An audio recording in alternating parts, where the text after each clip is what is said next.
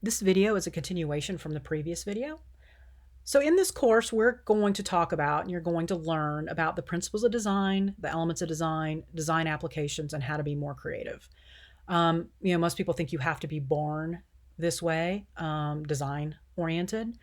And while there are certainly some people that are more genetically predisposed towards creativity than others, it is absolutely something you can be taught and absolutely something you can learn. So, and it's also, if you are already there, you're also on a daily basis doing creative things, you can become more creative.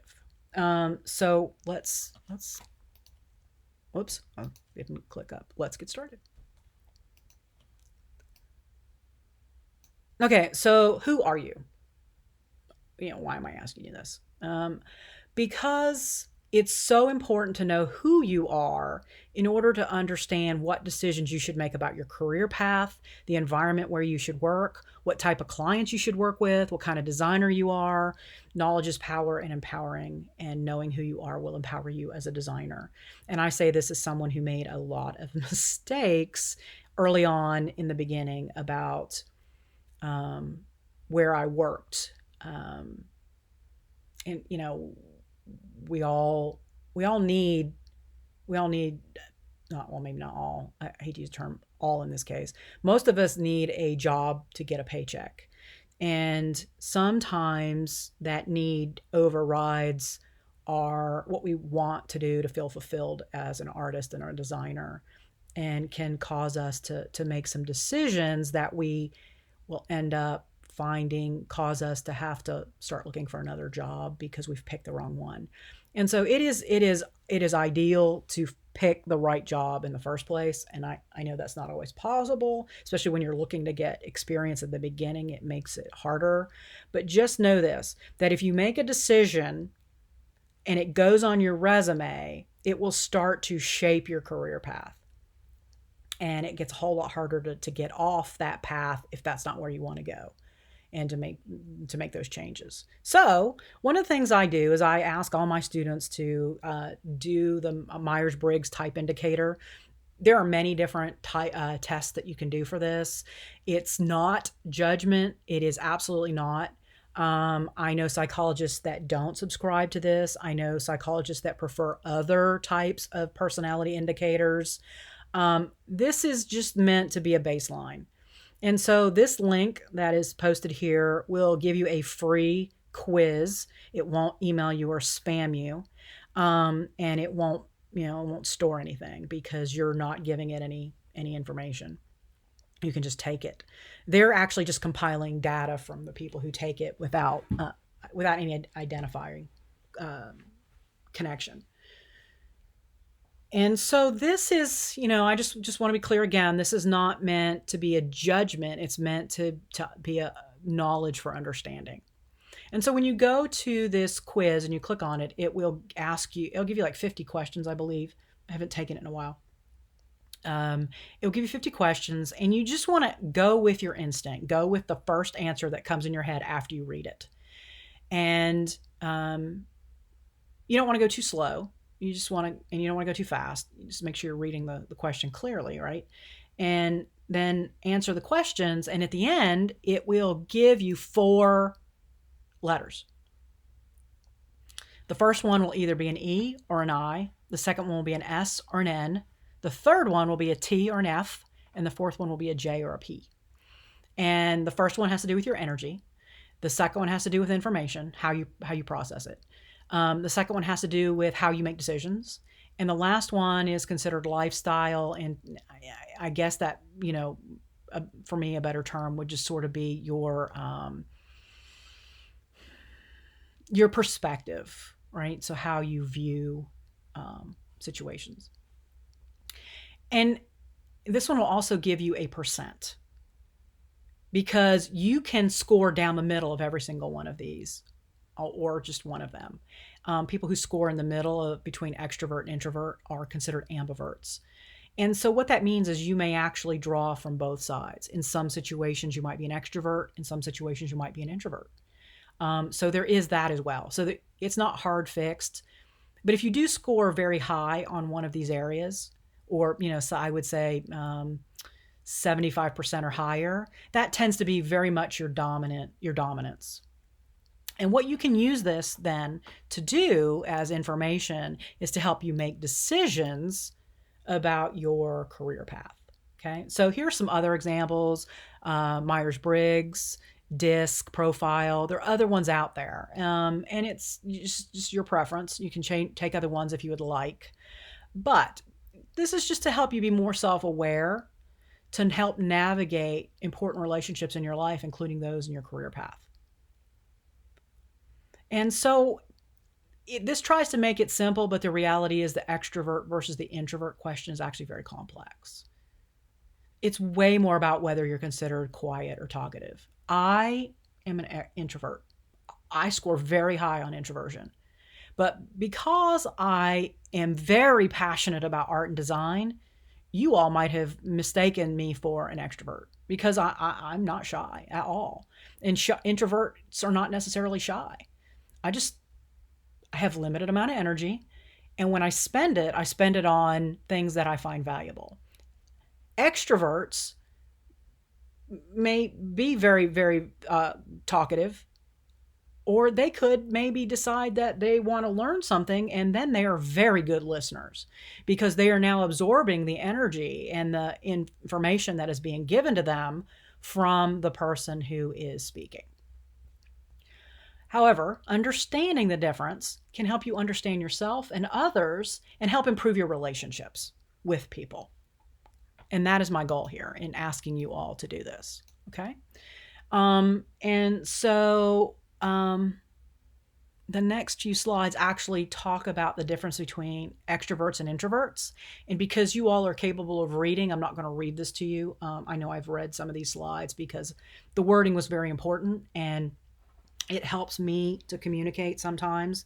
As a creative mind, my brain does not process information from step 1, step 2, step 3, step 4. My brain goes all over the place. And so sometimes these things written down, reading them to you helps keep me focused. But you all will have access to these PowerPoints so that you can go through and take the test and then read these on your own time rather than having me talk about them all now. So this is going to be available to you all through the course. And this talks a little bit about the difference. And I've broken this down to give you examples of if you're an extrovert, if you score an E, these are generally types of things that you are, and I've given you some visuals with this. Know that, and also over here I've put what extroverts tend to need in their career. So, for example, an extrovert needs a workspace that is energetic. And if they don't get that, they will not be as happy as if they did. So, for instance, you're going to an interview to work somewhere and you see that this is a job that is going to require you to work in isolation. It would end up long-term being a bad fit for you. And so, say you go out there and you're interviewing and you have 3 job offers. How do you pick the best one? This. Evaluate, use this to help you decide what would be the right fit for you. And that's why I ask you all, or give you all the opportunity to do this, because you can then apply this and everything in this black boundary, right? You can already start to see the Gestalt principles here. This information goes together and this information goes together. And then this can help you find a more appropriate and a more fitting job path and help you make better decisions outside the emotion that, well, maybe we liked the person we met from this company, but you met the representative. Over time, if you're working in isolation and you're an extrovert, you're going to get restless and want to find another job. Introverts, however, would love that job. And we introverts need to work in a quiet space. And if you're and I have worked in environments that were very loud and I could not concentrate. So I didn't stay at that job very long. And knowing that, had I known that at the time, because I didn't know that about myself, had I known that, I would not, I would have gone to work there, but I would have asked to sit somewhere else. I was sitting in the middle of the space. I would have asked for a corner. I would have asked for a corner facing away from everyone else. Um, and they probably would have accommodated me for that. Ambiverts, as I talked about, you all, those of you that score in the middle, you actually want balance in your workspace. You want balance in what you do. And so you need a little bit of both of these things. And it's important to know that about yourself. And so here's another image. And then this gets into the sensing and intuition. And basically, this just describes how you take in information.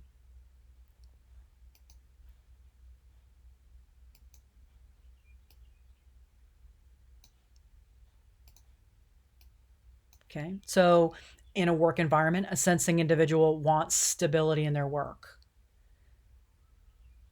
And that's important to know. I mean, you would not be fulfilled working in an ambiguous or vague situation where projects can change on a day-to-day basis.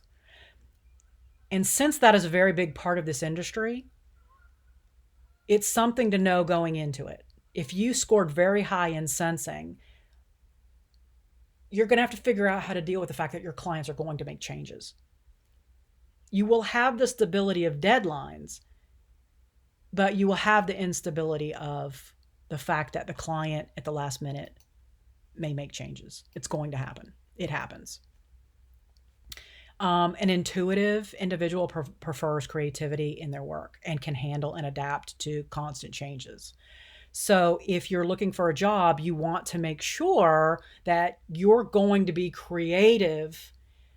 You're going to be doing creative things, or that what you're doing is going to allow you to be creative, or you will be very unhappy.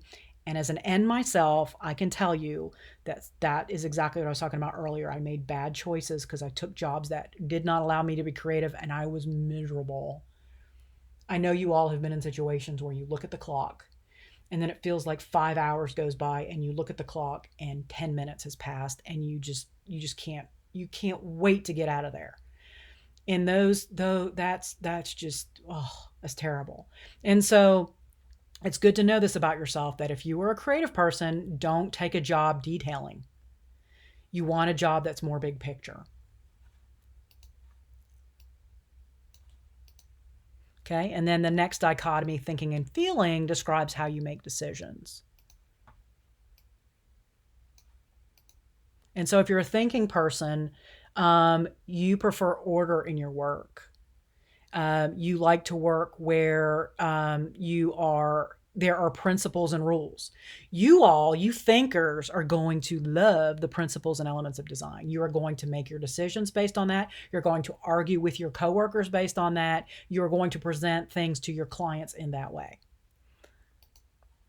Those of you that are feelers actually are okay to come up with decisions that are based on cooperation and empathy for others, and that is going to be your strength. Okay, and then the last one is judging and perceiving, which basically talks about how you organize your world, your perception. Judging people prefer to work in environments that have a clear beginning and an end with milestones and deadlines. You're going to love that.